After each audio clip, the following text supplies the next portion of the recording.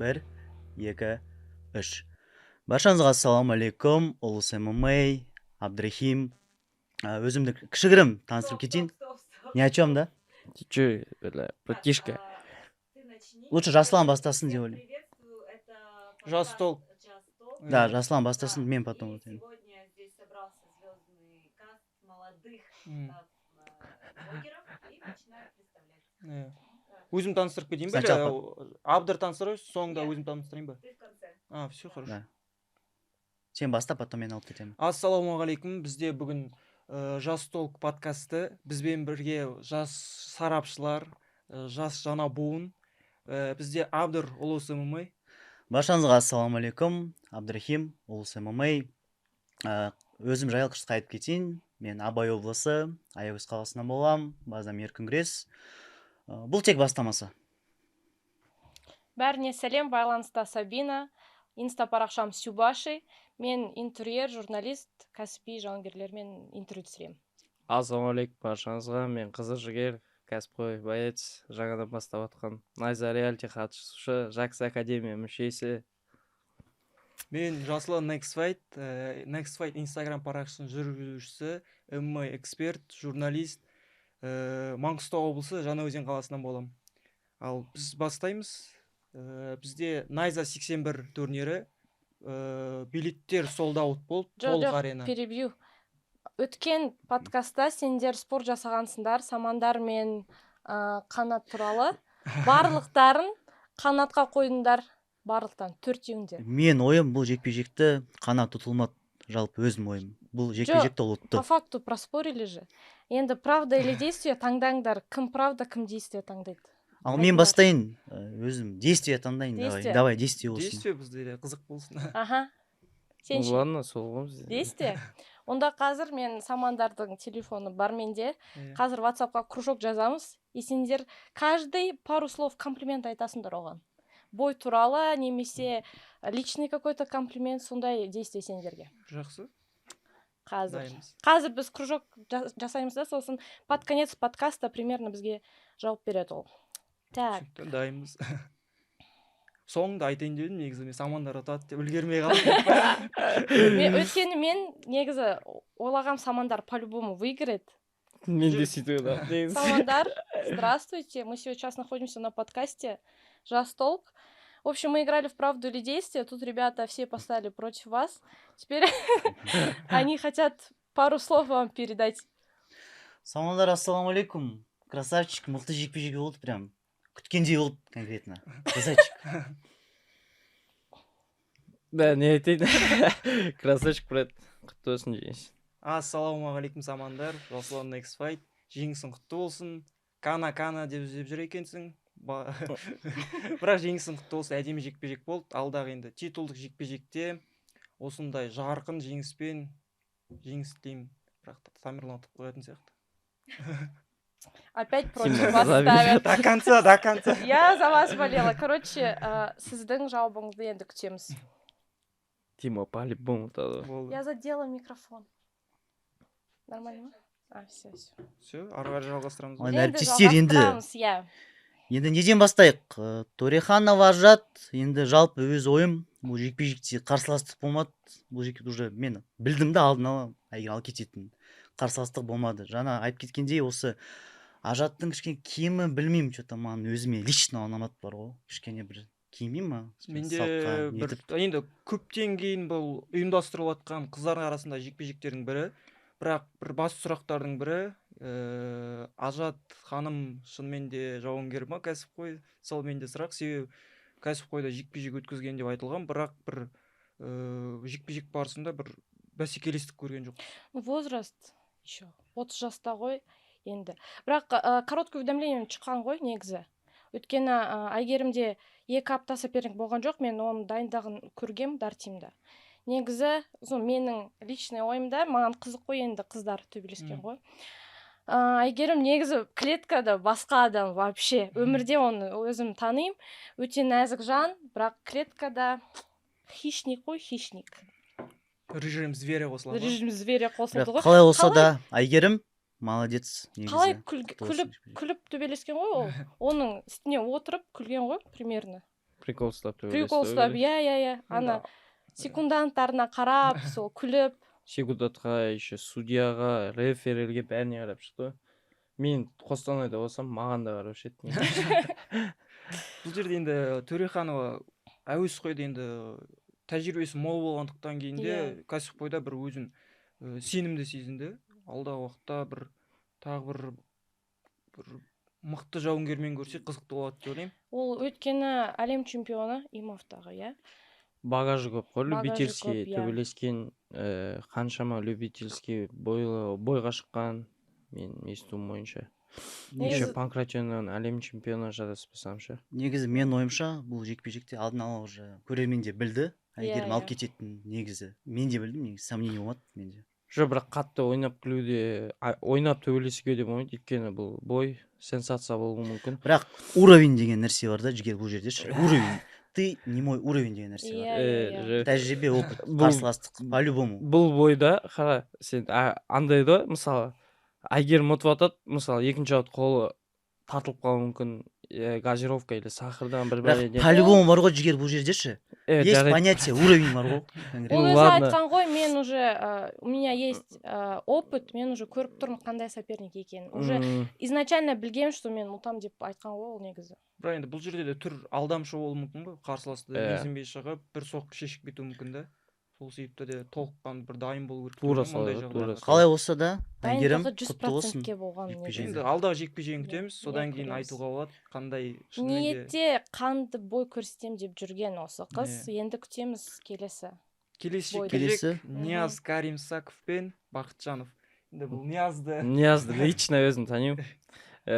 Ниязбен біз бір реалитида болдық, бір жобада. Ассалаумағалейкум, Нияз, родной, қалайсың? Қостанайдың батырлары. Красавчик, жақсы дебют өткізді, мен көңілімен шықты. Бұл жігіт әшейін ММА-дан ғана шықпайды, самбодан тоже шығып жүрген бала. Самбо, рухта төбелес шадаспасам ше, кулачкада тоже жақсы бой берді. Бірақ енді красавчик молодец, құтты болсын, дебютын родной. Бұл жігіттің маған ұнағаны, ол осы бойдан раскрутка дейді ғой, жақсы қыздырды бойды. Вызов тастады. Сол красавчик негізі бұл жекпе-жекте. Болашақта жақсы медиа лицо болады деп сенімдімін негізі. Еще қыздарға жаңа краш найза да. Бәрі әдемі деп комментарияда жазып жатыр оған. Бұл жерде енді Нияз жекпе-жекке дейін де жаңағы айтып отырсың, медиа сол жаңағыда, медиа жағын турнирге шақыру бойынша да, пресс-конференция басында да жаңағы өзін бір сенімді көрсетті. Пресс-конференция барысында ол келесі жекпе-жегін уже кіммен төбелесетінін жоспарлаған болады. Мүмкін біздің поколение болған соң енді ол түсінеді ғой, что медиа керек, сөйлеу керек, сөйлемесең бойларың қызық емес негізі. Нұрберген Мырзекенмен төбелесем деп айтқан болатын, екеуі де қателеспесем қарсы емес. Осы оразадан кейінгі турнирлердің бірінде көріп қаламыз деп ойлаймын. Мырзекен өзі вызов тастады ғой. Вызов тастады, Нияз қабылдады, және жекпе-жектен кейін де Нияз Нұрберген мен дайынмын, жаңағындай бір оңай жекпе-жек болады дегендей бір өзіне сенімділігін білдіртті деп айта аламын. Бұл енді қызық жекпе-жектердің бірі болады деп ойлаймын. Нияз 1-0, Нұрберген Мырзекен 2-0. Жас проспекттер тоже. Пресс-конференция туралы айтсақ, Засыпкин мен Ялышевтың пресс-конференцияны айтайық. Конор Хабиб деген тұғы жігіттер. Засыпкин өзін жақсы көрсетті, еще тем более дебют, и уже камерада өзін уверенно ұстайды да. И мен оны бұрын көргем Инстаграмда, ТикТокта жақсы, тоже менің ойымша медиа лицо болады. Бірақ мен ойлаймын өзім Засыпкинге кішкене техниканы өзгерту керек, өйткені күрес адамдарға қазір қызық емес, тек күресе берсең, кішкене стойка керек. Адамдарға не керек? Адамдарға шоу керек. Күрескен жағдайда да бір финиш болуы қажет еді. Или мысалы позиция, контроль, мысалы, хотя бы там. Дебют үшін жақсы ғой, по-любому. Уверенно дрался. Мен ойымша бұл 3 раунд әдейі төбелескен секілді, келесі бойларға соперниктері кішкене уайыммен шығады да, бұл бала күреседі деп күреске дайындайды. Ал бұл тактика сондай болды да, бұларда мен ойымша ше. Мысалы келесі бойларында мен ойлаймын стойкада бой көремін деп. Бірақ бар ғой, Засыпкиннің бір қателігі, осы жекпе-жекте өзінің жоспарын айтып қойды, борец екенін көреді ғой бәрі енді. Мысалы Тақтай контендерста. И бәрі уже алдын ала геймплан құрады бұл жігітке ше. Сол үшін жігітке міндетті түрде геймпланды Засыпкин өз мені көрсен, геймпланды өзгерт, өйткені осындай бойлар халыққа керек емес, бізге қызық емес негізі сондай бойлар.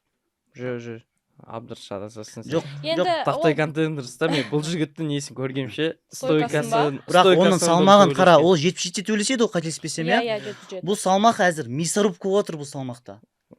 Дулат, Тамирлан, Самандар.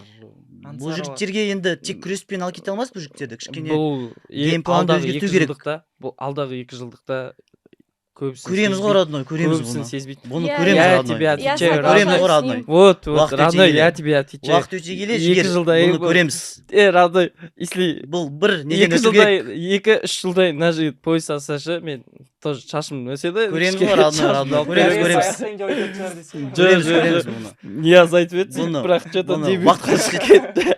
уақыт көрсетеді, Жоқ. өйткені ол 20 жаста ғана Иә, қазір ол әлі 2005 бастамас. жылғы. Бұл жауынгерлер енді жаңағы Конордың жекпе-жектерін көріп өскен бір Иә, жауынгерлердің иә, бірі. Жаңа Сол ана Хабиб туралы әңгіме бастап, поэтому он борьбу показал, мне мүмкін кажется. солай деп Красавчик, ойлаймын, бәрі иә. вообще. Келешек. Қазақша күрес, сосын самбоның, дзюдоның нелерін приемдарын көрсетті да. Сол жағы ұнатшы маған. Засыпкин красавчик брат. Засыпкин красавчик Бірақ еще. өз борец ретінде енді негізі жақсы әдістер болды негізі. Өз борец ретінде айтамын. Рандай не үшін секіріп отырсың сен? Мен саған жоқ, қара, бұл жердеші мен саған айтқаным, лично маған өзіме ондай бойлар тек күреспен қызық емес, өйткені бұл ММА, бұл күрес емес. Мысалы сен күрескің келсе, күрес. Қаншама лига бар күрестен. Ол Енді ол ММА-да тактика шоу ғой, керек. Бұл Көрсету тактика керек бар андай. ММА-да. Сен Только Просто бар ғой, ондай Иә, жекпе-жектерге адамдар келмейді, арена толмайды, жігер. Сен өзің Той боец да. болған соң соны түсіну керексің. Сен тек күресе берсең, фанаттар назы болады. Енді тактика сондай ғой. Адамдарға шоу керек, родной. Енді тактика Шоу. сондай ғой. Енді сен, если хочешь стойку увидеть, кулачканы қара оны. Кулачка дегенде ММА ғой ММА-ды енді. даже қазіргі мысалы UFC-дің политикасын алатын болсақ, Paramountпен келісімшартқа келгенде қазір күресетін балдарды алып жатыр UFC-ның өзі. Иә. Так что әріптестер Жарқын білмеймін жекпе-жек мен. кім көрсетеді, соларды қалдырып жатыр ғой. Сол ғой. Солай енді бұл жерде Никита Елшев те күреске дайын болуға жетеді, пресс-конференциясында да айтылды ғой. Мен Иә. күресемін, Иә, мен Иә.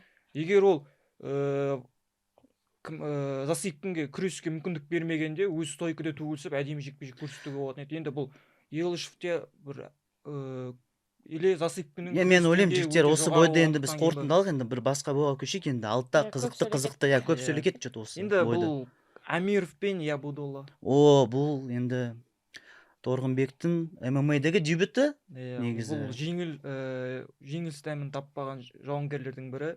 Кулачный бойда 6-0. RCC чемпион. Кәсіпқой бокста 6-0, RCC-де жаңағы кулач неде 4-0 чемпион. Бұл жерде де өзінің бір чемпиондық характер дейді ғой. Амбиция. Амбициясында бірден өзінің дебюттік жекпе-жегінен кейін мен 61-де 57 келіде чемпиондық жаңағы жекпе-жектерге дайынмын. UFC-ге барамын деп өзін бір сенімді айтып отырды. Бұл жерде Бой мечты UFC-де Иә. деді ғой ол. қарсыласы тәжірибелі спортшы болса да күреске жаңағындай ауырту әдісін жасағысы да келді, бірақ Торғынбек өзінің бір мінезін көрсетіп бұл әрекеттерден шығып бокстың әдісі бар ғой, удар в печень никто не весит Иә, деп иә. солай жекпе-жекті аяқтаған болатын. Иә, жақсы негізі финиш болды, өте керемет. Өз мінезбен негізі сол Иә. жекпе-жекті алып кеткен. Бірақ күрес жағын кішкене нету керек. Ну, Реттеу хотя бы керек, защита иә. от тейкдаунов. Реттеу Енді керек. ол боксер кулачник қой енді. Енді Екі апта айналыстым деді, иә? ММА-мен. Енді бұл Конкретно екі апта ғана күресуге дайындалған ғой. бірақ енді ММА ол қателіктерді кешірмейді да, бұл жерде тек 2 апта дайындалдым деп шығып жеңіліп қалған жағдайда ол өзіне де зияны келетін еді. Сол Иә. себепті алда жекпе-жектеріне бір күрестен дұрыстап дайындалып, егер шынымен де чемпион болғысы келетін болса, онда Дагестанға кету керек. Иә, толыққанды дайындалу Тағы да бір қызықты факт, маған 3-ші пояс керек деп айтқан. 57-61 кім? 57-61. 57. Енді бірден оған бір титулдық жекпе-жек бере алады деп Бермейді ғой, ойлаймын. иә, Әлі по-любому. топта қаншама жауынгерлері бар, олардың барлығынан өту қажет. 57-те қиын болады. 57-те 61-де де қиын болады, өйткені күрестен кейін көрдік қандай деңгейде. Даже фулл маунтқа шыққанда былай таза дейді ғой. Стай алмайды, қатты контроль. Негізі көп күресу керек, әлі біраз уақыт керек. Мен де мысалы стойчикпен қазір уже күресіп келе жатқаныма жыл 12 ай болды да. Бірақ оның өзі аздық етіп жатыр да. Қиын болады 57-61-де поясқа жету. Бірақ ол по идее универсальный боец. Бокста 2 поясы бар, иә? Енді WBC кәсіпқой мен рекорд IC. 6-0. Иә, сосын RCC-да и еще ол еще футболист и еще сверху ММАшник. Поэтому менің ойымша план, жоспар қойса ол Бұл жерде жетеді. туылғаннан бір сондай адамдар болады. Әрбір спортқа икемі бар.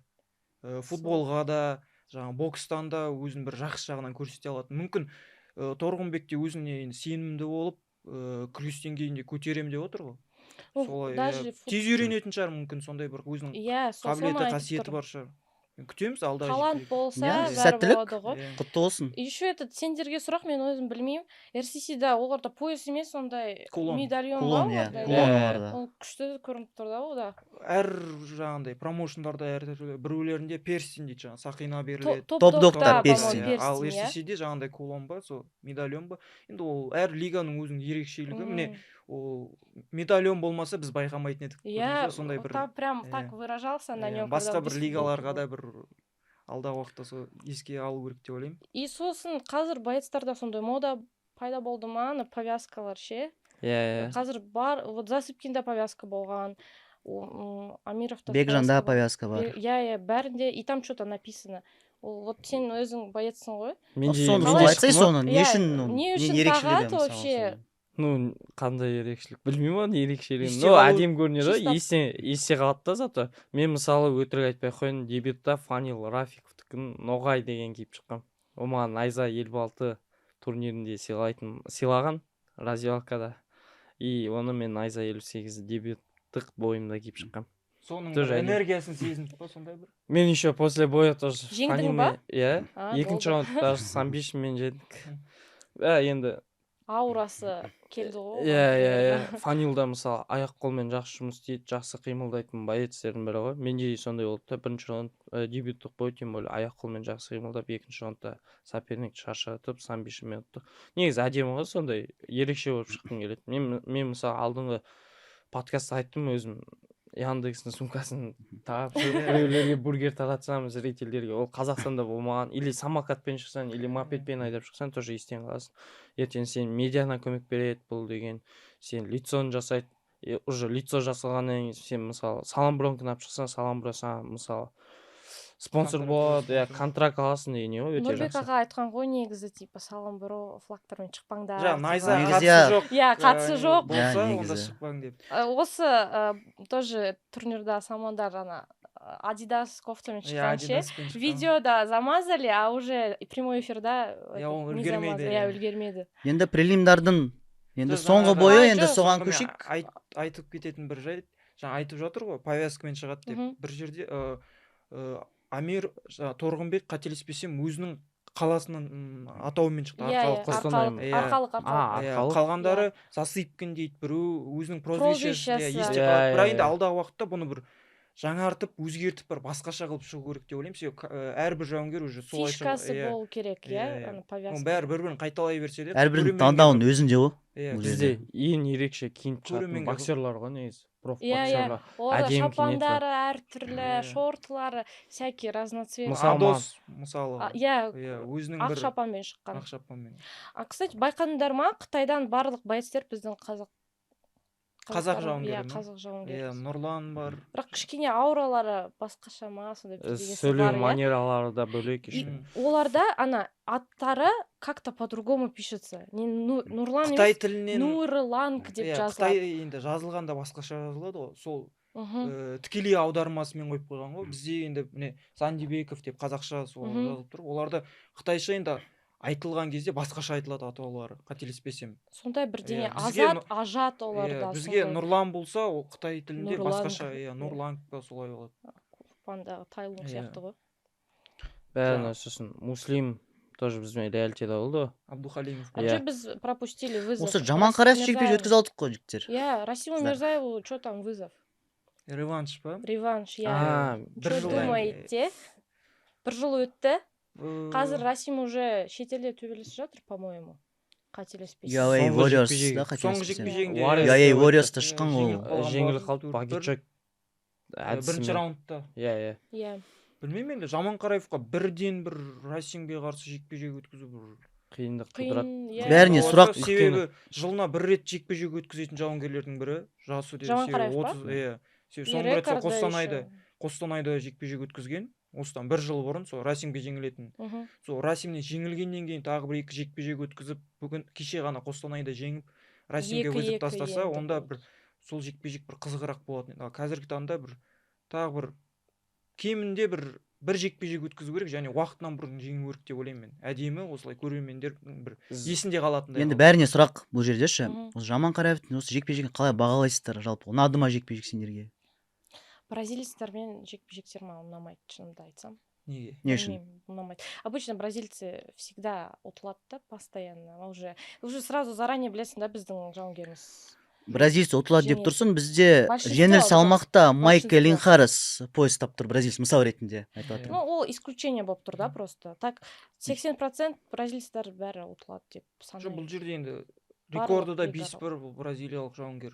Бразилия, оларда жаман- 14, 10, 28, 9, сондай Оның бәрі рекордтар әсер ғой. етеді ғой бойда кәдімгідей. Мысалы 5-1-дің өзі нормально әсер етті да негізі. Если бразилец самбишн тартып жіберуі мүмкін. Өйткені көп бразилецтер кішкене БЖЖ грэпплингке жақын болып келеді. Бірақ тактикасы да өте жақсы болды. Бір аяққа посадка жасайды, сөйтіп кіріп, құлатып, и күрес деңгейін көрсетті да. Бірақ ертең Расиммен шығатын болса, Расим оны қайттан қинайды ау. Иә. Өйткені Расим Расимда күрес қазір деңгейін подготовкасы бәрін білеміз, иә. на высшем уровне қазір Расим. Тағы да бір айтатыным Дайындалып осы жатыр. осы бойда мысалы тағы айтатыным бір қызықты факт. Оның базасы грек-рим күрес. Жаманқараев. Иә. И және де бразилецті партерда, бұл не деген? Бразилецті партерда. Мысалы, вот соңғы вот Алматыда өткен турнирде Жұман, ручной треугольник бразилецті. Оған, иә, Енді мықты бразилец Мысалы да, попал. сол да бір қызық та негізі. Олардың отечественный спорт та олардың. ММА-да бір орында тұрмайды ғой. Жауынгерлер өседі. Жаңа Жаманқараевтың да бұл 4-ші жекпе-жегі болды. Жақсы бір Қазақстанның грэпплерлерімен дайындалған шығар мүмкін. Ол деңгейін өсіре береді да, ол бразилец тек болевой тартады, мен онымен күреспеймін, тек стой. Олардың негізі базасы бразильский джиу-джитсу да, мен содан айтып жатырмын да, что мысалы көбінесе күтеді ғой бразильцтерден партерда жақсы, бірақ Жаманқараев бір да шанс қалдырмады бар ғой. Толықтай контрольмен солай жеңді да. Жаманқараев тоже да, Арлан Про ММА. Арлан ММА-нікі. Тағы осы Бәрі Арлан жеңді ММА, ғой, бәрі Арлан жеңді. ММА Про тимнің феномені бұл турнирда ешкім ұтылмады бар ғой. Қостанайда ешкім ұтылмады бар ғой. Айтпадық. Бәрі жеңді. Қостанайда солдат болғанын айттым. Айтты. Иә, айтып кеттік. Енді главный картқа көшейік. Муслим Абдулхалимов Абдулхалимов пен Эльдар Қалдыбек. Мен енді шынымды айтайын, бір Эльдар Қалдыбековтен бір басқа деңгейдегі бір жекпе-жек күттім. Мен бірден осылай бір 20 секундте жеңіліп қалады деп ойлаған жоқпын. Себебі оған дейінгі жекпе-жектерін көрдім. Бір күрес жағынан өзін сенімді, бросоктары бар. Бірақ енді Тейкдаун деші. Иә, тейкдаун. Бұл жерде барды, ешқандай соққысыз, тек бір аяққа Проходқа солай крема. Ол өзі кірді ғой, еще бар баға. Екі аяқ еще, екі аяқ посадка деген вообще уж Қазақстанда мысалы ешкім бермейді. Екі аяқ Жоқ, мысалы сен аяққа кірген кезде сен алдын ала дайындау. Мен мысалы өзім борец болған соң енді мен білемін да қалай кіруге керек. Оның алдына кіре салды да, әрине гильотина болады. Мысалы Эльдар, сен не күттің бұл жерде? Әрине гильотина болады бұл жерде. Муслим ешқандай соққысыз. Не ойлады вообще?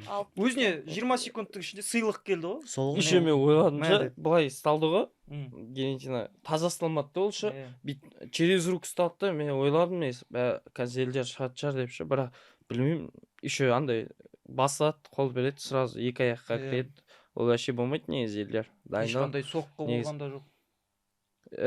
Ол AC да, екі жекпе-жек өткізген. AC Young Eagles. Енді Муслим бұл жекпе-жектен кейін Али мен Али, я иду за тобой, Дима. Не ойлайсыңдар негізі осы олардың жекпе-жегі туралы? Реванш, енді бірінші жекпе-жекте Али бір ешқандай мүмкіндік бермей Муслим жеңген болатын, толыққанды күресіп. Муслим енді бұл жекпе-жекте бір ұзағырақ төгіліскенде көретін бе едік, қандай деңгейде екен. Бірақ енді басқа бір үміткерлер жоқ деп ойлаймын бұл салмақта. Муслимнен басқа. Олар екеуі де Дағыстаннан болады. Негізі екеуінде күрес жақсы. Бірақ менің ойымша Али защитит свой пояс. Муслимнан да барлығын күтеміз. Муслимді алдында мысалы Ансармен шықты, бәрі Ансар деді, бірақ екінші раундта тартып тастады ғой волевой. ричак тартты және стойкіде де бір өзін жақсы көрсетіп ансарға қарсы да өзін сенімді көрсетті. Жаңағы шынтақпен тіземен соққан соққылар өтіп тұрды. Алиге аяқ қол ұзын жақсы қимылдайтын. Найза 78-де 8-де болды ғой деймін, осы Муслим мен Ансар шыққан. Енді күтеміз. Грэплингтағы бір жақсы бой болады деп ойлаймын. Жалпы өзімнің ойым, грэплингтағы бір жақсы бір бой болады партерда. Алидің стойкасы өте жаман, шындықты айтсақ. Көрдіңдер ма соңғы бойда стойкасын? Ол попытался что-то в стойке сделать, понял, что у него не получается, и заново лег в борьбу. Муслим енді Алиге күреске мүмкіндік бермей стойкада төгілсетін болса, мен Муслим жеңеді деп ойлаймын. Ал если Али будет навязывать свой стиль, то Али заберет. Антропометрия. Еще Муслим соққылар ауыр. Бойы да ұзын, аяқ қолы да ұзын. Жақсы қимылдайды. Алидің да бойы ұзын. Жақсы бір геймпланмен шығатын болса, Муслим... Жоқ, Муслим ұтады ау, жеңіп кетуі мүмкін. Тағы да пари жасаймыз. Правда, десеға. Тағы жаңағыдай кулачкадан жекпе-жек болды ғой. Келесі жекпе-жек Адос Сандибеков кулачкадан жекпе-жек болды. Конкурентный бой болды деп ойлаймын. Адос бірақ енді бұрынғыдай біз көрермендердің көзінде қалғандай бір жекпе-жек көрсете алмады деп ойлаймын. Тек қана бұрын енді қорықпай рубкаға кіріп бір әдемі жарқын жекпе-жектер көрсететін еді. Енді қарсыласы да мүмкін бір кәсіпқой боксшы болғандықтан ба. 17-5 рекорд. Соққысы да ауыр. Бұл Адос үшін жаңа бір салмақ дәрежесі болғандықтан кейін де бір стилистикалық тұрғыдан бір басқаша Адосты көрдік та. Негізі Адостан көп үміт күткенмін өзім. Өйткені мен оның Наматта жекпе-жектерін көрдім ғой. Даже Тажиевпен бір жекпе-жегі болды. Сечка болды. Врачтар тоқтап. Вот. Негізі мен всегда үміт күтемін да Адостан, что бұл жекпе-жек шыны керек, өзіме ұнамады лично бар ғой. Сопернигі мықты болған содан. Енді салмағы ауыр болды ғой. Қатты қимылдай алмады еще. Ашыламады десек те болады. Салмақ дәрежесі жаңағы жылдамдық азайып кетті. Бұл жекпе-жекте. Соперниктің рекорды 17-5 это по боксу. Бокс бойынша, бокс. Ол бір видеода айтқан ғой, Майк Тайсонның контакттары бар менде деп. Мен көріп қалдым менде сол. Майк Тайсонның контакты бар. Стилистикалық тұрғыдан да соққылар кішкене бір Майк Тайсонға ұқсады. Алыстан оверхенд дейді, сондай соққылармен ұрып бір бұл жауынгер бір соққыға бір сенген сияқты болды. Тек осымен құлатамын дейді. Бірақ Адос техникамен алыстан дистанция ұстап бір сезініп теш. Қазір жаңағы БМФ жайлы қазір айтамын кішкене, сосын бірақ. Әлі еще этот Гасановпен трибуналарда көрдіңдер ма, Адостың командасы қызыл киіп Адос деп. Вообще поддержка күшті болған негізі Қостанайда. Гасанов пен Фернандес прогибпен нокаут мен білмеймін. Өзі ММА тарихында прогибпен нокаут болды ма? Бұрынғы бір UFC-дің Рэндлмен, қателеспесем, Рэндлмен жасаған жоқ па нокаутпен прогибпен, Федор Емельянканы құлатқанмен бірақ нокаут болған жоқ. Федор өзі тарихында, по-моему, бірінші нокаут қой дейме осы Гасановтың. Мүмкін болған шығар, бірақ былай бүйтіп есте қалатындай ондай болған жоқ. Қалай болса да есімізде қалса қазір айтатын еді. Қалай болса да ұйықтап қалды ғой дейме осы бразилец. Негізі Гасанов үшін, наверное, ең жеңіл бой болған ғой менің ойымша. Гасанов енді мынау вообще білген жоқ, походу, с кем выходит этот Фернандес. Жоқ, прогибпен нокаут. Қалай? Прогибпен нокаут. Еще хорошо, он там шею себе не сломал, бразилец. Мен Гасанов стойкіде көрсете ма деп, негізі сондай бір оймен шыққан болды. Стойкіде өзін бір көрсетіп, соққылар жасап, бірақ Фернандес бір сол жоспардың барлығын бұзып жіберді. Өзі кіріп кетті ғой күреске. Өзіне бір жамандық тілеп, күреске барып, бірақ жанып кетті деп ойлаймын. Гасанов жоқ қой, примерно кіммен шығып атқан.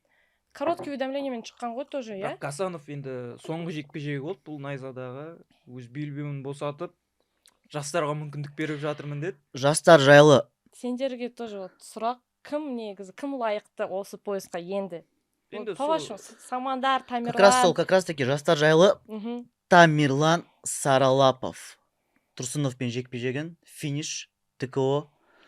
Енді қарсылас қысқа мерзімде шықты бұл жерде. Түсінуге де болады.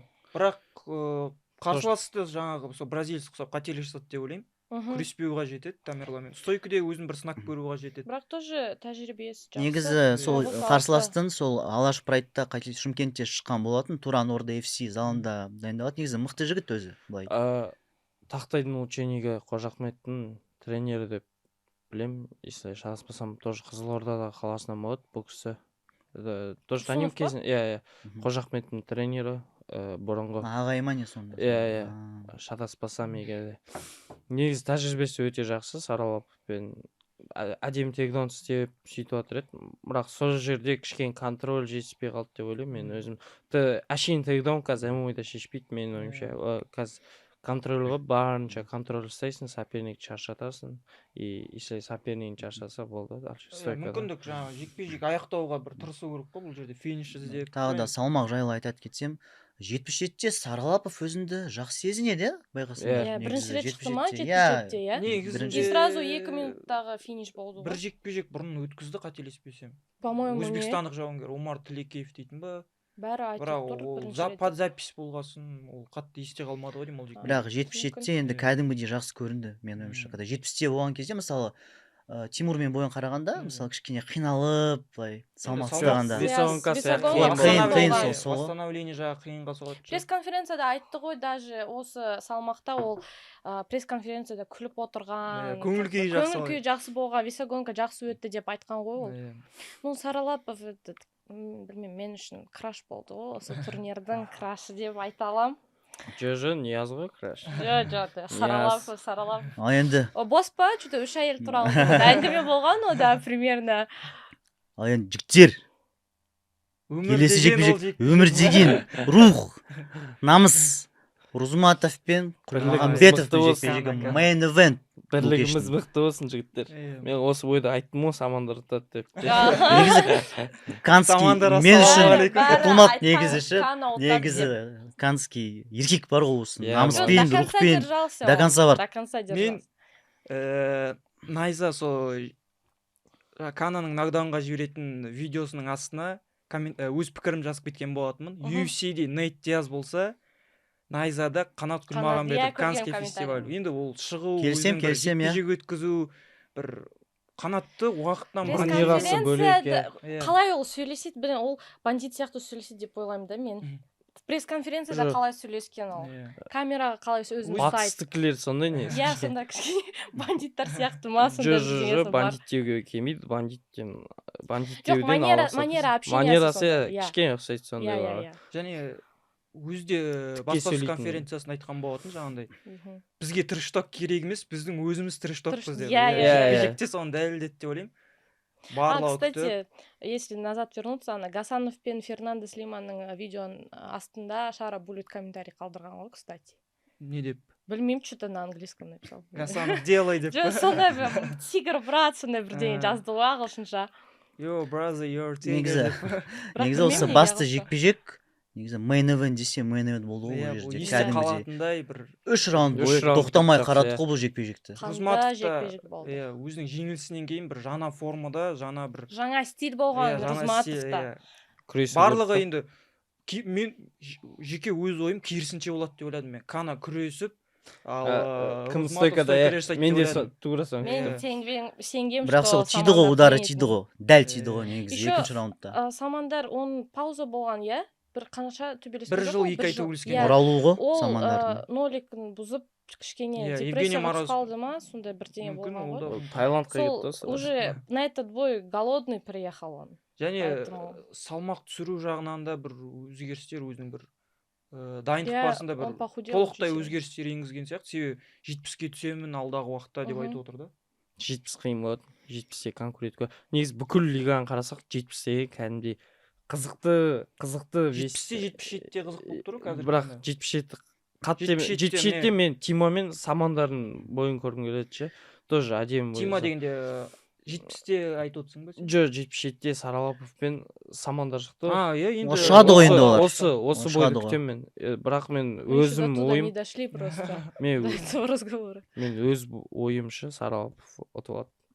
Өйткені қимылдау манер. Самандарға қайттан. Жо, ол кезде жібермеймін. Мен жаңағы BMF деп айттым ғой, соған оралым келіп тұр сол сөзіме. Қанат BMF-қа лайық деп ойлаймын. 4-ші адам деп отырсыңдар ғой. Кім? Қанат. Мен жалпы өзім ойым, сен болу керексің. Бірақ оның минусы өйткені страницалары жоқ қой. Сол минус оған. Страницасы болса негізі көп подписчик болушы еді. Мүмкін өзінің позициясы сондай шығар, может. Жанкүйерлері көп. Кешегі турнирде барлығы көрген шығар деп ойлаймын. кана деп Қостанайдың өзінде Айқайлаған, жанкүйерлері көп болды да. Бұл Иә. тек қана бір регионмен шектеліп қалмай, Қазақстан бойынша кананың жанкүйерлері көп деп ойлаймын.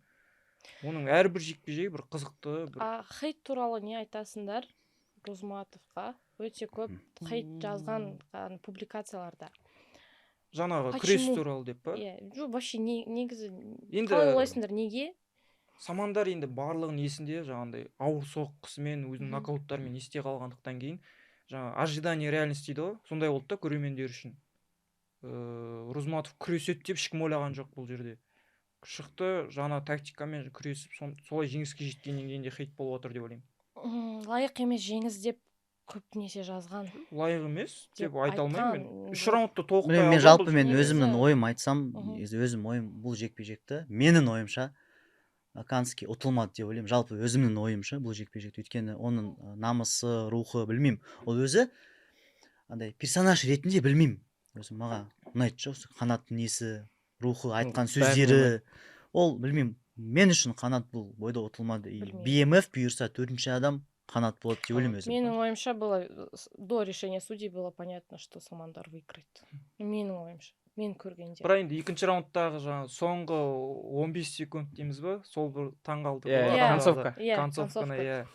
Барлығы айтып жатыр, тағы бір 5 секунд болғанда аяқтайтын 5 секунд жетпейді ау, өйткені Иә. Самандар посадка жасап үлгерді да қанатқа. Тұру қиын болушы еді бұл жерде. Бір жоқ дегенде бір 20 секунд, 30 секунд жетсе мүмкін болар ма еді деймін. Бірақ бойды до конца көрдім да мен екінші раундта нокдаунға жіберді, бірақ кім Самандар сразу есін жинап и 3-ші раунд. посадка жасап үлгерді да. Қандай әнмен шыққанын байқадыңдар ма? Самандар. Самандар ма? Тойский әнмен шыққан ғой. Ол өзі наушникмен бара жатқан ринг жаққа. Сосын недовольный болып келген да, сол наушник шешіп октагонға кірді. Потом там біреу айтқан, по приколу қосқан шығар ана клубтастары. Өзі Сол- таңдамаған ба сонда? Білмеймін мен сол. Одан сұрау керек. Білмеймін, Иә, бірақ енді Неге именно осы өлеңді иә, таңдады? барлығының есінде қалды деп ойлаймын. Енді Иә. негізі Розматовпен енді Саралаповтың face-to-face болды. Енді белбеуге сол жекпе-жекті күтеміз. Ал енді Алаш Прайдтағы жағдай жайлы. MMA Global Мәкеге бір боец вызов тастапты ғой.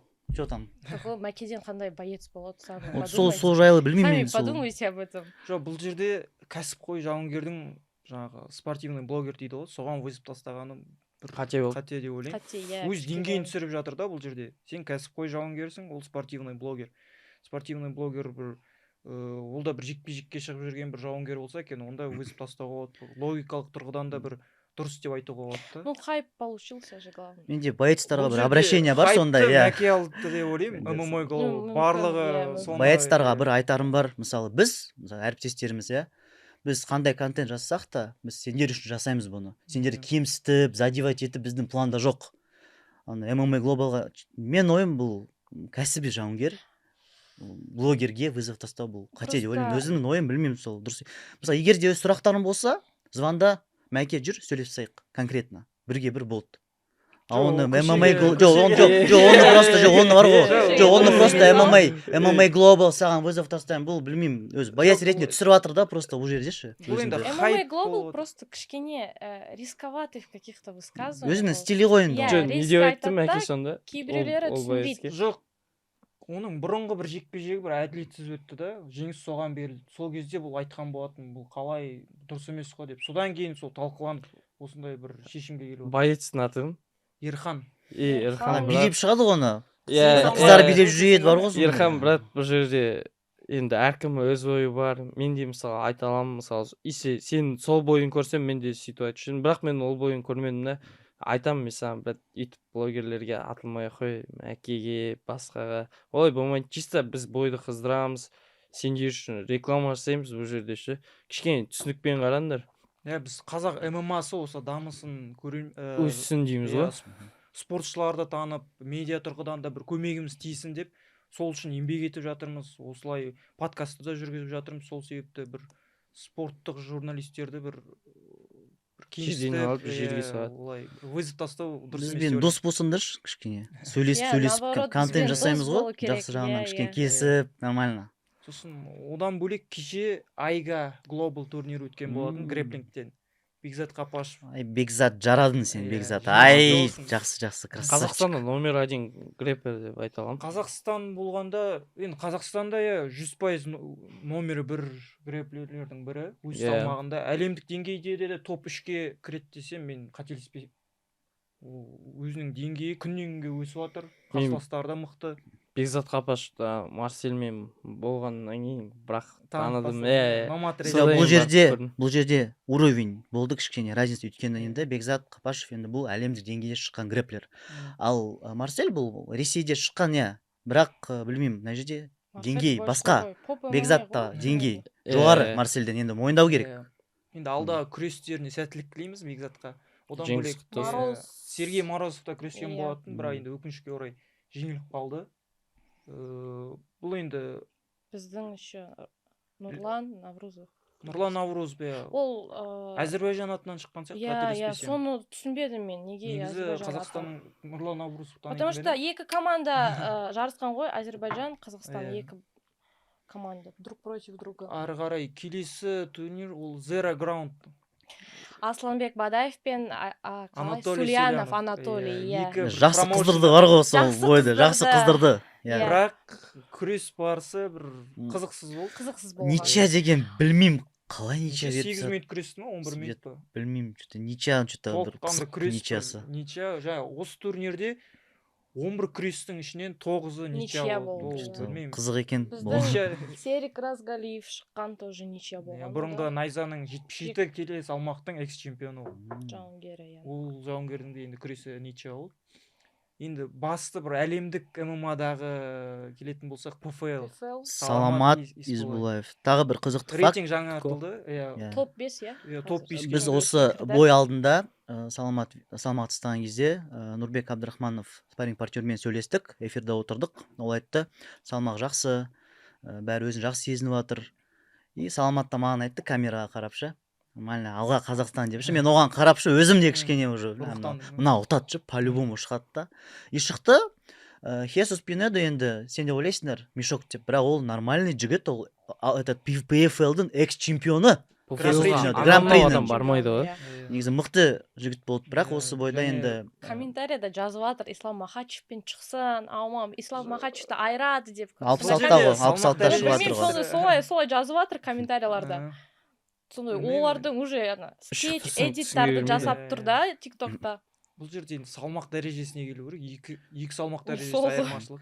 Және Саламаттың бұл 66 келі салмақтағы бір дебюттік жекпе-жегі болды. Бұған дейін 9 жекпе-жегі ол 70 килограммда өткен. Мен бұл рейтингті бір түсінмеймін, неге Саламат 3-ші номерді ұтқанда оны 5 орынға қойыпсады. Сол рейтингті кім жасайды негізі, сол айтыңдаршы. Сол сұрақ болып тұр. Мен ойымша Саламат 3-ші орында тұру керек негізі. 3-ші орында жауынгерді ұтқаннан кейін. Бұл салмақта Хизриев чемпион ғой. Жоқ, бұл салмақта вакантный. Ол Хизриев Гран-придің чемпионы Хизриев. Енді алдағы уақытта Саламат Избулаевқа бірден титулдық жекпе-жек бере қойды деп ойламаймын. Тағы бір жекпе-жек өткізсе болады, себебі ол топ 5-те тұр. Содан кейін титулдық жекпе-жекке шықса, ол 100% мен жеңіп алады деген ойдамын. Саламаттың рекорды 100% финиш бұл жерде. 100% финиш. Енді екінші емес, енді ол қате айтқан, бірақ 100% финиш 10-0 Алаш Прайдтың экс-чемпионы бұл деген, білмеймін. Жаңа деңгей бұл действительно мықты. Одан бөлек енді негізі Бағдос Олжабайдың сөздерін естіңдер ма? Біздің ACA-ға барған жігіттерді ешкім қолдамайды Қазақстанда. Бәрі журналистер бәрі ұмытады оларды, қолдамайды деп журналистке сондай пасыл жіберген ғой. Сол не ойлайсыңдар? Журналистер ма? Ол айтты, мен ММА журналистерге айтып жатырмын, неге ACA боецтарымызды сендер ұмытасыңдар деп, салмайсыңдар, реклама жасамайсыңдар бойларға. Білмеймін, бірақ ұмытасың дегенде жауынгерде бір өзін қолдау жоқ деді ғой, короче. Өзі медиа тұрғыдан да жүргізу керек деп ойлаймын, себебі ол үн-түнсіз барып жекпе-жек өткізсең, ол ешкім айтпаса, жария қылмаса, бізде ол барлығын біле бермейміз ғой. Бәріміз қолдау керекпіз ғой, по-любому. Бағдос, ассаламалейкум. Бұл видеоны көріп жатсаң, біз Триумфайт залында видео жасағанбыз, сенімен осы Айвазиямен прогрев жасадық, так что сен бұлай айтпа, ешкім түсірмейді деп. Міне қолдаватқан адамдар бар, біз екеуміз бір видео түсірдік, так что Бағдос, Мен тоже жаздым мен де әріптестерге айтарым, негізі көп әріптестер негізі салды, негізі сол Айвазянмен жекпе-жегін. Мүмкін турнирлер көп болған кезде жекпе-жек өткізген шығар, себебі адамда робот емес қой, ұмытып кетеді, көрмей қалады. Бізде Қазақстанда Есейді көп көрмейді деп байқадым, білмейді боецтарын. Жоқ, кімден сұрасам, білмейді, бәрі на одно лицо деп айтады да, Есей боецтар. Есейдің боецтар жайлы бір пікір бар. Что-то химиктар дейді ғой оларды. Я бар Мысалы, сондай, кішкене бар нелердің сондай. боецтары химик, антидопинговый бір тексеріс жоқ оларда. Олар тексермейді. Тексеріс бар, только там на какие-то определенные препараты қалғанда бәрі типа разрешено. Жетпістің сен көрдің бе, Сабина, жетпістегі боецтардың? Олар жетпіске Біздің вообще ұқсамайды. 80 Сол ғой, келі ұқсамайды ғой. Иә. UFC-ның боецтарын қараңдар, жетпістегі. Бар сондай бар. Ну, Yeah. оларда как бы свои правила Чеченской Республики, это же организация. Оларда, как им говорят, так они и делают. Ну, бізде кім төбелеседі Есейді? Ерасыл Шукатаев бар, Бағдос Асылжан бар, Даурен Ермеков, Дәурен бар. Артем Резников бар, тағы да кім? Жанығы Қайрат Ахметов бар. Қайрат Бізде. Ахметов, Иә, Қайрат Ахметов бар бізде. Жасаған ғой, вот недавно. Еще сондай пікір жүрді, Қуат Хамитовпен, Қайрат Ахметовпен Қазақстанда бойлар бермейді деп айтып жүр сондайды. Политика Қуат Хамитов те жекпе-жек өткізді ғой соңғы кеше ме? Қазақстанда емес, Грузияда GFC ма, грузиялық жекпе-жек ұтты, және Шарабулевке өзіп вызов тастаған жеп, болатын, иә. білмеймін енді. Греплинг ережесі бойынша шығар. Иә. ММА-да ол Шарабулев UFC жауынгері. Арман Сарукянмен тоже әңгіме болған ғой Қуатпен. Только әлі не состоялся их поединок до сих пор. Қуат енді хайп реалити ма, қалай? қазақ ММА-сының ветерандарының бірі ғой. Тұлғасы ғой, тұлға аңыз тоже. Тағы бір қызықты факт осы, Қуат қателеспесем Армения еліне шақырды ведущий болуға, сол пресс-конференция Шарабулет пен Арман Сарукян отырды ғой. Сол кезде бір сөзбен бір айтты оған, сол вызов тастады. Әдемі кетті негізі сол. Шығып отырып вызов тастағаны. Триштокты да ең бірінші бастаған Әрине, жауынгерлер ғой. бәрін дұрыс жасап жатыр негізі. Осындай прогревтар бізге керек, осындай нелер, историялар бізге керек негізі. Қызық. Жас жауынгерлерге де бұл үлгі алатын бір жауынгерлердің бірі. Тришток сөзбен айтып, іспен де дәлелдеп жатыр, сол себепті медиа тұрғыда бұл қажет. Жұмыс жасану керек деп ойлаймын. Оның сөздері после каждого боя всегда рекомендацияға кіреді да, все слова. Вот соңғы сөздері маған ұнады, айтқаны біз қазақстандық азаматтарымыз ұлтқа бөлінбейік, бәрі бірге болайық, өйткені бізде қазір ұлтқа бөлінетін кішкене проблема шығып тұр да. Осы неге қазақтармен ғана емес, басқа ұлттармен де түсіресің деген видео комментарий келген маған. Мен айтайын, бізде Қазақстанда 130 аса ұлттар тұрады, бәрі бірге болып. Көп ұлтты мемлекет қой. Бірге достықта өмір сүру керекпіз ғой енді. Как раз достықта айтқаным, Әлиби Идрис біздің отандасымыз. Бұйырса келесі бой осы аптаның соңында. Осборн негізі бізге таныс жауынгер. Ол Асумен шықты. Дебюттік жекпе-жекте қателеспесем. Әлиби үшін бұл дебюттік жекпе-жек және қызықты факторлердің бірі Асу Алмабаевты өзінің дебюттік жекпе-жегі Оди Осборнға қарсы жекпе-жек өткізген болатын. Және екінші раундта Қылғынұр Айдосмен жеңген болатын. Әлиби Идристан да осындай бір нәтиже күтеміз. Негізі мен ойлаймын өзім Әлиби осы Асудан кішкене сұрап, мүмкін өзі зерттеп. Мен ойлаймын енді осы бойды негізі жеке бір прогнозым. Осы бойды Әлиби Идрис осы бойды ұту керек деп ойлаймын. Және бұл жерде семейлардан өсек жүріп жүр. Фейк жаңалықтар жатыр. Әлибиде жарақат шықпайды деп. Әлибиде барлығы жақсы, дайындығы жүріп жатыр. Салмақ түсіру процесі де бәрі ойдағыдай. Жекпе-жек 100% болады. Жалғаш Мағұлов аған пікір қалдырып кеткен, шадаспасам осыдан 2 күн бұрын ба, 1 күн бұрын ба оқыдымша. Айтады, Әлибиге тактиканы өзгертпеу керек, тактика күресу керек дейді да, ол боецпен. Өйткені Асу Алмабаевта күрес деңгейімен ұтқан болатын. Өйткені қолы ауыр, бойы ұзын, Әлибиге ыңғайсыздық тудырады кішкене.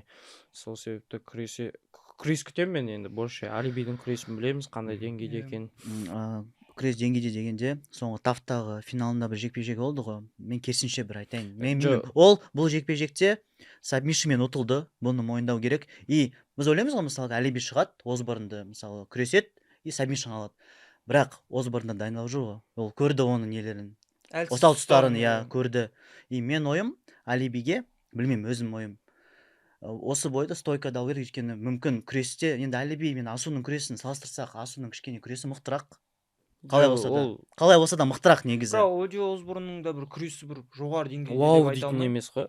себебі ол соққысы ауыр, бір нестабильный дейді ғой, сондай жауынгерлердің бірі. Кішкене корявый ма? Сол қызық, корявый болғаны қызық қой сол. Біз білмейміз содан, не күтетінін білмейміз. Алиби осы Алматыға келіп Бекзат Қапашевтың жанында бірге дайындалған болатын. Бекзат Қапашев та Ақтөбе қаласына барып, еркін күш командасында тоже бірге дайындалған. Алиби. Көрдім. Осы жыл негізі Алиби наоборот күрес жағын жақсартып, жаңа деңгейін көрсететін секілді. Бұйырса көрейік енді. Көрсететін секілді емес, көрсетеді. Мен Алиби. Просто білмеймін, мен өзімнің ойым, енді Осборнда дайындап жатқан шығар, күрестен защитасын дайындап жатыр. Өйткені біз де ойлаймыз ғой, мысалы ұтады деп. Ол негізі қарсыласты негізі сыйлап нету керек кішкене. Біздікілер ойлайды ғой, барам да нетем деп. Кішкене надо. Жоқ, біз қазақтарда ол чисто спортивный интерес қой. Мысалы қазақтар айтады, мен осылай құлатамын дейді, бірақ оны по-любому ар жағында уважение соперникке түсінік. Просто мен ойым, если күрестен мысалы адамның хабары болса, ол да мен ойым, ол сабмишн былай бере салмайды. Жалпы мен ойым, өйткені бұл тафтағы финалдағы сабмишн болған, бұл мен ойымша енді жақсы күресетін адам сабмишн бере салмайды. Бұл менің пікірім, Жігер, бұл жерде мен айтқаным. Өйткені өзім борец болған соң, енді мен білем ғой, сабмишнді жақсы күресетін адам бермейді сабмишнді. Қалай болса да. Просто так алмайсың ғой бұл жерде. Әшейін сен күресіп, қадап и сабмишн тарта салмайсың ғой. Сен бірінші контроль ұстайсың. Жоқ, брат, қара, бұл жерде былай ғой, Жігер. Жоқ, қара. Мен саған айтқаным, жақсы күресетін адам ол сабмишнді бермейді. Мысалы Асу сабмишнді берді ма карьерасында, айтшы, Асу? Жоқ, қараш. Берген жоқ қой. Мен айтайын, қара. Сен әшейін сабмишнді болып, қадап алып кете салмайсың. Жоқ, позицияда понятно, маунт, гард, фулл маунт, оның бәрі түсінікті. Жоқ, қара, Жігер, просто сен бар ғой, өзің борец емессің, сен бар ғой, түсінбейсің. Жақсы күресетін, жақсы. Но ты же не борец, сен борец емессің ғой. Минутка ехала. Ехала минутка. Газ ба? Газ, давай, ехала. Болды, смело. Давай, смело, кет. Кешті, ехала. Стердаун. Давай, Стердаун. Давайте после подкаста. Газовый етпесе. Ехала. Қой. Борец емессің. Следующий. Жақсы күресетін адам негізі ол сабмишнді бере салмайды. Мен өзім бар ғой, өзім қара. Күрестен, еркін күрестен КМС болған соң бар ғой, мен айтайын. Борецтар түседі на жерде. Бірінші раунд сабмишн берер. Let's go на жерде. Сендердің күрестерің бе? Жақсы күресетін адам сабмишн бермейді. Жақсы күресетін мен айта қоятырмын ғой бұған. Так что Жігер бар ғой, сен сен стойщиксің сен. Сен стойщиксің. Жоқ, мен күресем. Мысалы, мені қазір Хан түсінеді, потому что Хан базовый борец, потому что. Жоқ, мен. Сен просто өзің түсінбейсің. Мен номер один грэпер. Сен стойщиксің, родной. Сен стойщиксің. Жаңағы темадан ауыспай, Алиби Эдрис пен Оди Осборн. Соны айтайын деп отырмын да, ол сөз. Оди Осборнда күресі ондай бір жоғары деңгейде емес. Алибидің Жоқ, ну енді защита тейкдаун по-любому дайындалады ғой енді. Бұл жерде енді качерда жамбас емес қой бұл жерде. Бұл жерде тейкдаун, элементарный защита от тейкдауна в сеткадағы, понимаете? Так что сендер бар ғой, күресті айтпаңдар, күресті түсінбейсіңдер. Мысалы сен күрестің ба вообще өмірінде, жарысқа шықтың ба, Жігер? Сен шықпасаң, айтпа, родной. Конкретно бар ғой. Жарайды, осы темадан кішкене давайте отойдем. Айта салайыншы. Так что Жігер, сен бар ғой, болды. Сенмен минутка жасаймыз, шыққан соң қазір шығамыз, сенмен күресеміз. Сразу 4 балға ұшасың прогибпен. Нокаут прогибпен, как Гасанов жасады, тура солай ұшасың сен, прогибпен шыққанда. Запомни. Сен просто мен до конца білмейсің ғой деймін, мен бар ғой.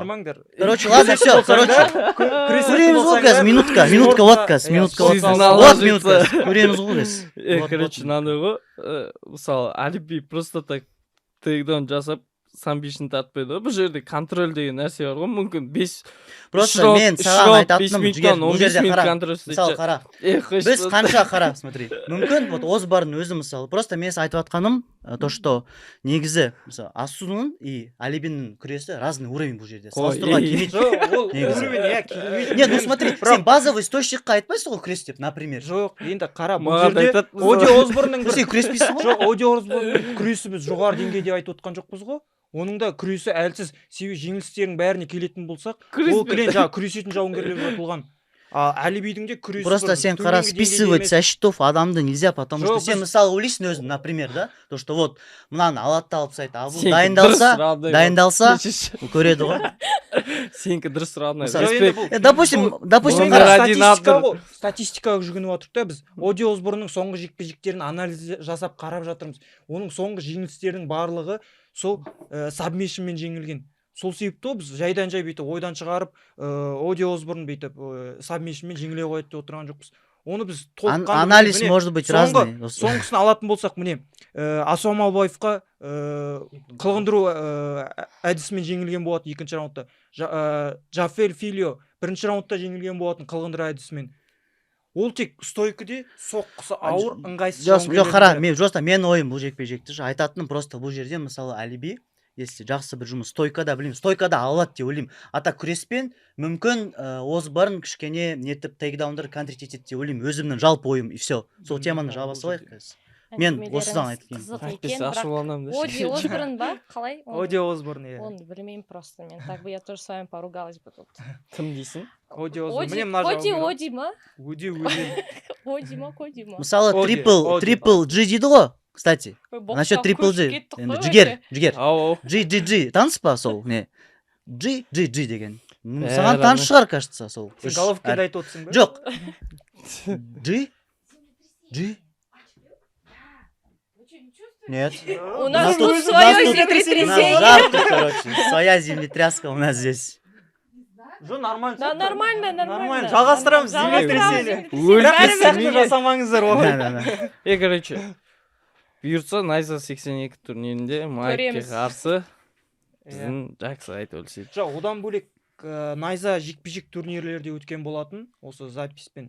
Алдағы енді ораза айында турнирлер өткізілмейді ғой. Сол кезде Найза жекпе-жек турнир шығатын болады. Бәттілде жатыр бе? Екі Найза жекпе-жек. Екі Найза жекпе-жек, ол біреу Алматы қаласында өткені, біреу Қостанай қаласында. Бұл енді жас жауынгерлерге бір мүмкіндік, тәжірибесі жоқ, енді жаңағы мансабын бастап жатқандарға тәжірибе жинауға жақсы бір мүмкіндік беретін, қалай айтсам болады, жоба дейміз бе? Жоба турнир. Проект деп айтса болады. Бұл жерден Ғазиз Аманжоловта шыққан болатын, өзі бірнеше жекпе-жек өткізіп. Сол себепті бұл Найзаның Инстаграм парақшасында анкета бар, қателеспесем толтырып жіберуге болады. Сол жерден сіздер іріктеліп Найза жекпе-жекке таңдайтын болады. Қосымша Найза жекпе-жектің формасы өте әдемі. Граффити стилінде бәрі осы форма. Енді Найза жекпе-жек ол негізі Найзаға дайындық қой, былайша айтқанда. Қысқа айтқанда дайындық. Өйткені сразу қиын болады. Жүреді. Мен анкета тастадым, бірақ қабылдамай жатыр. Сен прелимдарда шықтың ғой сен. Раны. Негізі. Найза жекпе-жекке бір шығып, одан қайтадан Найзаға шықсаң, вот сендер айтасыңдар да, тоже набай жақсы екен деп. Сол жерде бір толыққанды көрсету керек деп ойлаймын да, өзі медиа тұрғыдан да сен жекпе-жектен кейін сұхбат алады ол жерде де. Нақты бір есімдері болса, осы Найзада өнер көрсетіп жүрген жауынгерлерге вызып тастауға да болады да, өзіңе сенімді болсаң. Сол бір мүмкіндікті толыққанды бір пайдалана білу керек та. Жабахи. Егер сендерде мүмкіндік болса, Найза жекпе-жек анкета толтырыңыздар. Сол жерде бір жас жауынгерлердің бірі бар, ол Жавахир Олимжонов. Сол бір уже 4 жекпе-жек өткізді, қателеспесем. Сол жерде бір Найза жекпе-жекте 4 жекпе-жек өткізіп бір болмаса Найза жекпе-жектің енді 5-ші жекпе-жегін өткізейін деп жатыр. Оны көретін боламыз, нәтижесі қалай болған. Бір толыққанды пісіп, бір кәсіпқой жауынгер ретінде ашылуға бір мүмкіндік беріліп жатыр да ол жерде. Өзінің көрермендерін жинап жатыр бұл жерде. Сол себепті бұл бір жақсы мүмкіндік та, оны жіберіп алмау керек. Жавахирға найза жекпе жектің поясын берейік. Жавахирді шақырса сен брат, Жавахирді шықса еді. Воздух вызов тұрса сөзде ана секіріп. фенмен ба білмеймін, сен қалай бір ойластырып едің ғой, фенмен еді.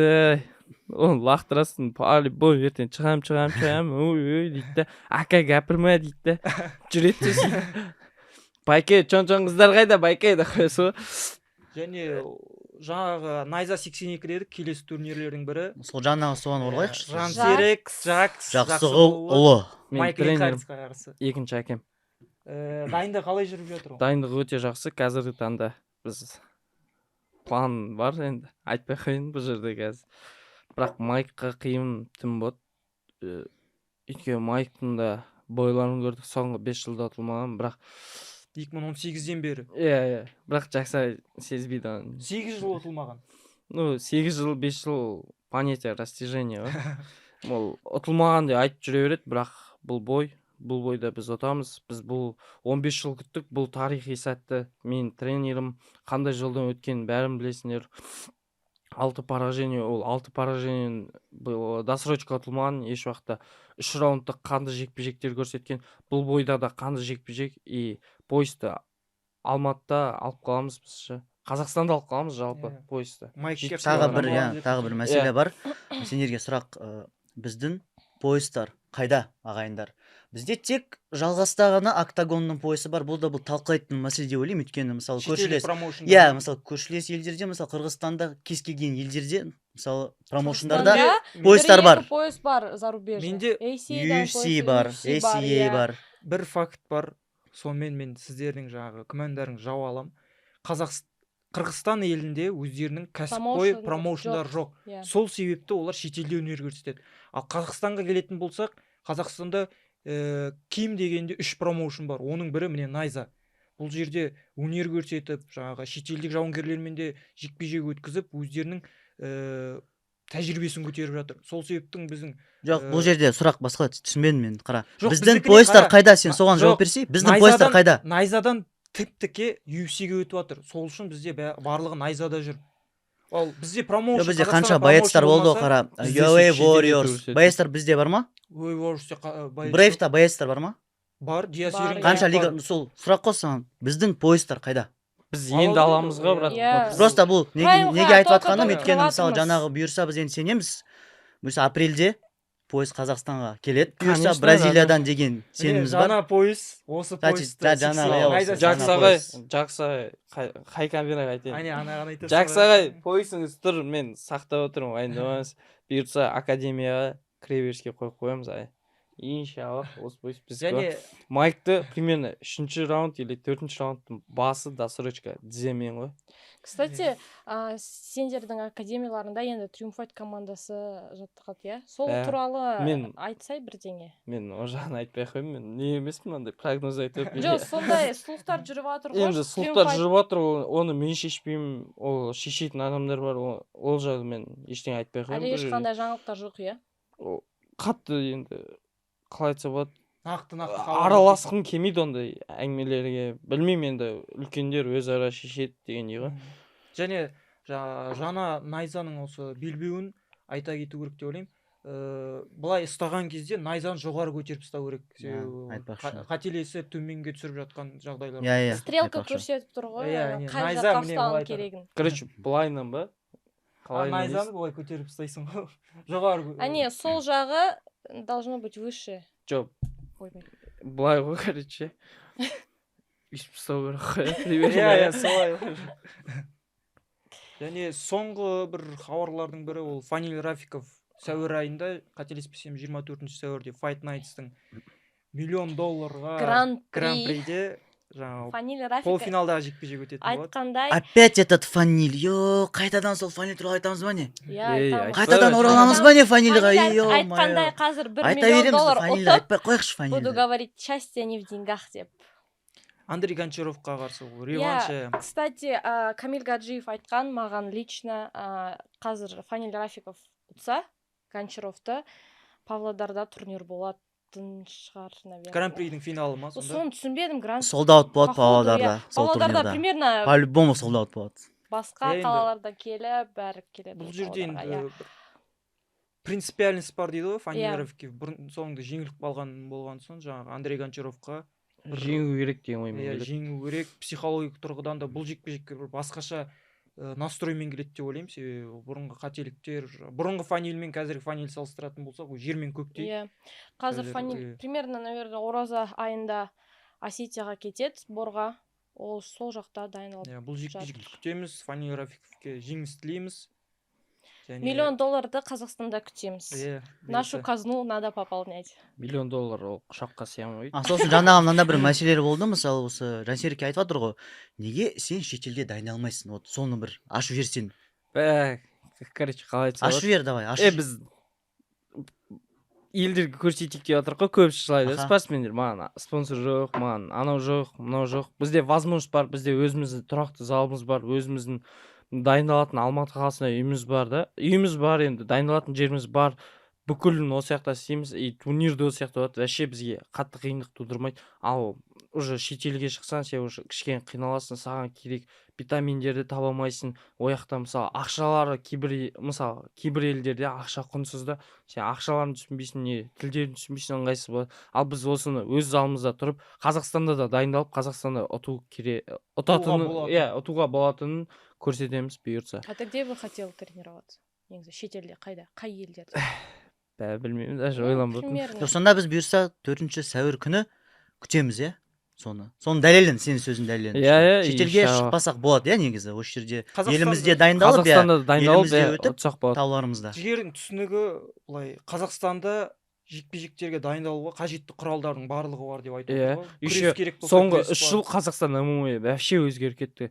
Өзгергенде қалай дамып кетті Қазақстан ММА, енді қазақтардың арасында қатты дамып кетті. Қазір уже спарринг партнерлар көп, бізде күресетін открытый залдарда көп спарринг өткізе алатынша. Мысалы біз Асиев Тагиев ағай, мысалы Дартемде среда күні бізде ашық спарринг күндерін жасайды. Бүкіл Алматы қаласындағы залдар шақырады, о жақта Иә. 61, 57. Жандосова 87, 10-30-да. Реклама. Иә, спаррингтар, Реклама, ашық Go спаррингтар Sushi. келіңдер. Бізде бірінші подкаст өтті, иә, 1 апта бұрын ба? 2 апта Екі бұрын. апта, бұрын. 2 апта бұрын, иә. Сол кішкене комментарияларды оқиық. Айтпақшы, иә, сол Адамдар комментарий. не жазып жатыр, ұнай ма, ұнамай ма адамдарға? Пікір ма? Иә, мен болған жоқпын сол подкастта. Поэтому мен сендерге оқиын не жазып жатыр. Ең бірінші комментарий: сіздер қызықсыңдар, орысша контент жасалса қазақша сұрайсыздар. Ал өздеріңіз ана тілдеріңізде контент жасалса өз бауырларыңызды өздеріңіз тұншықтырасыздар дейді. Ондайды қояй халқым. Бұл жерде толықтай келсем, біз жаңа формат, жаңа осы жас сарапшылармен, енді оның қатарына мен де кіремін ғой. Бізде әлі күнге дейін ешкім танымайды. Жай-жайдан танылып бастап отқан бір сарапшы, кәсіпқой жауынгерлердің бірі. Сол себепті біріңді қазақ, біріңді дос. Көрмесеңсің бәрі осы. Сол себепті бір-бірлеріміз қолдайық, лайк басайық, пікірлеріңіз жазыңыздар. Жаңағы біз өз пікірлерімізді қате айтып жатсақ, или толықтай жеткізбей жатсақ, қай жерде дұрыс емес, сол туралы өз пікірлеріңізді, жаңа совет дейді ғой, сол туралы да жазып кетсеңіздер болады. Осындай жаңа рубрика, жаңа формат көріңіздер, мүмкін қолдарыңыздан келеді, осылай бір жақсы болады деп өз ойларыңмен бөліссеңіздер болады. Біз соның барлығын оқып, осылай алдағы уақытта сол бойынша жұмыс жасайтын боламыз. Сіздерге не қызық, не көргіңіз келеді, соны комментария. Негізі тағы айтатыным, енді жаңағыдай бірімізді қолдайық. Шынымен сендер қызықсыңдар. Сендерге қазақ тілде контент жасалса, жаман пікір қалдырасыңдар. Орысша жасалса, неге орысша сөйлейсіңдер дейсіңдер. Сендерді түсінбейміз, бірақ сіздер үшін біз әлі күнге дейін жұмыс жасап жатырмыз. Келесі, Жасикон жарайсың, Жасұланның примерно жақындар ғой примерно. Сондай Жасұланға көп жақсы Рахмет, комментарий жазып жатыр. қолдауларыңызға. Және Жігерге де бір комментарий бар екен. Өте керемет, Жігер, жарайсың, сен қайтпайсың, түбі чемпион боласың, жарайсың, балам дейді. Мамаңа сәлем жолдап жүр. Мама қалыңыз қалай? менде бәрі жақсы. Жақсы комментарийлар да бар. Осылай жалғастыра беріңдер. Тек алға. Жігер мықты жігіт, мықты боец. Жаман пікірлері бар ма, соларға тоқталып Сейчас. Фуршет бомба дейді. Қай фуршет? Непонятно. Найза орыстықын А жоқ, мен сол фуршет жайлы айттым ғой, что фуршет сол үшін фуршет бомба деп жүрді ғой. Так, Абдрахим красавчик, борец, грэплер, Қазақстан чемпионатында мықтылығын дәлелдеген, халықаралық турнирлерде жеңіске жеткен. Қой, Молодец. Айнадан көресің деген ауырады ма? Ауырасың да, сол туралы айтып кетсең. Неге брачканы просто образ ғой, образ. Сендердің көңілдерінен шығу үшін ғой. Атак ауырмаймын. Атак боец понеси прям. Жоқ, Найза реалитиде болған ғой, сол туралы айтып кетсең. Ол короче былай шықты, Нияз екеуміз сөзге кішкене келіспей қалдық. Сол жерде сосын ол братишка деп айтып қояды, мен айтам братишканы, айнадан көресің. Братишка, увидишь на зеркало. Мен мұқалды, короче, солай бәсе. танылып кеттік. Атак негізі ондай кемшіліктерім жоқ дейсің. ауру емес негізі, жаман айтып та. Келесі хейтерский комментарий. Мылжың Мылжың. Жарайды, оны. Найза превращается в машину по производству ноунеймов, которые делают вид, что разбираются в ММА. Когда вы отдали приз блогеру года Комбат ММА, кім ол Комбат ММА? Бұл жазған адам пікірде бір бұрынғы... Комбат ММА емес? Я понял, что ваши награды пластик. Может, Global ММА имели в виду? Комбат ММА. Кім екен бұл? Комбат ММА. Ноунейм дегенде бізде енді аспаннан түскен жоқпыз ғой. Нейм бар бізде.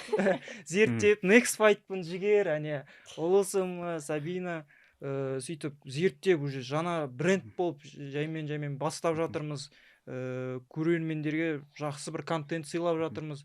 Ол Найзаға біріншіден рахмет, осындай бізге мүмкіндік беріп, осындай студия, подкаст, осылай тәжірибе жинасын, толықтай өздерін ашып көрсетсін, халыққа да пайдасы тисін деп, осы Найзаға көп рахмет барлықтарыңызға. Жанкүйерлерге де рахмет, осылай қолдап жатқан, хейтқа да рахмет. Біз тоқтамаймыз, әрі қарай жұмыс жасаймыз. Жаңа контентпен, жаңа рубрикамен сіздерді таңғалдыратын боламыз. Найзаға жазылып, лайк бас пікірлеріңізді жаздыңыздар. Осы жағдайды пайдаланып отырып, енді мен өз Аягөз спорт мектебіме бір өз алғысымды айтқым келіп тұр. Өйткені осы спорт мектептен мен шықтым. Мен негізінде Аягөзде жүрген кезде мен шын ойламайтын едім, осындай подкастқа келем, Найза мені қолдайды, интервью алам. Негізі мен үшін, білмеймін, мен ойламайтын едім шын. Бірақ осы пайдаланып отырып, осы бүкіл Абай облысына, бүкіл Қазақстанға маған қатысты көп адамдар негізі қолдап жатыр. Қолдамаған адамдарға да рахмет. Маған бір мотивация болып жатыр кішкене.